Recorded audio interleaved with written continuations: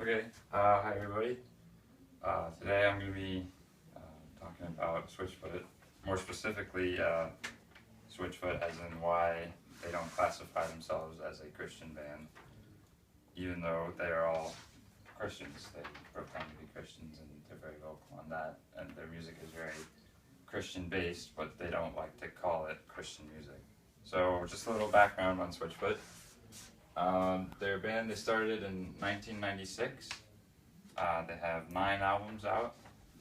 Tim Foreman, their bass player, when they started the band, he was fresh out of high school, and he's my role model. I don't know if you guys could tell by the hair, I'm kind of going for that, but yeah. So, and John Foreman is the lead singer, kind of the front man of the group.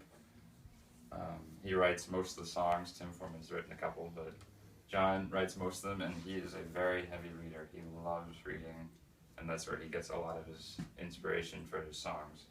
One of them, The Sound, I don't know if you guys know that song, was inspired by John Emper. This is one of the book he wrote.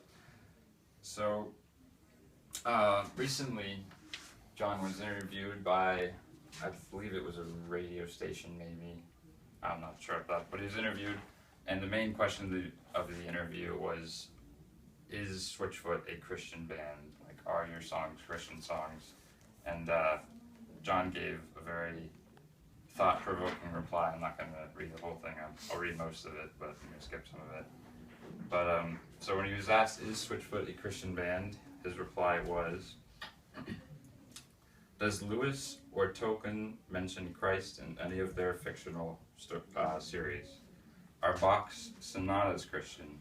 What is more Christ-like? Feeding the poor, making furniture, cleaning bathrooms, or painting a sunset? The view that a pastor is more Christian than a girls' volleyball coach is flawed and heretical.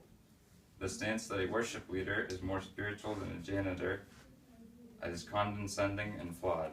These different callings and purposes further demonstrate God's sovereignty. Many songs are worthy of being written. Some of these songs are about redemption, others are about the sunrise, others about nothing in particular, written for the simple joy of music. None of these songs has been born again, and to that end there is no such thing as Christian music. No, Christ didn't come and die for my songs, he came for me. Yes, my songs are a part of my life, but judging from Scripture, I can only conclude that God is much more interested in how I treat the poor and the broken and the hungry than the personal pronouns I use when I sing. I am a believer. Many of these songs talk about this belief. An obligation to say this or do that does not sound like the glorious freedom that Christ died to afford me.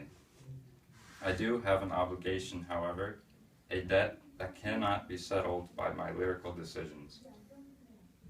My life will be judged by my obedience, not my ability to confine my lyrics to this box or that.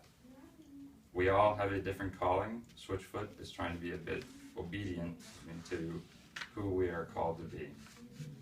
So what I want to leave you all with today is kind of what I believe the message of John's reply was.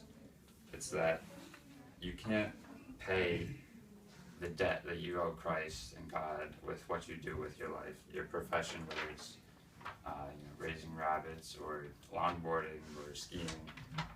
That doesn't pay your way into heaven. It doesn't pay off your debt. You have to be obedient to who God has called you to be, and you have to believe in Him. But with that said, whatever you do, do it, love it, do what you love.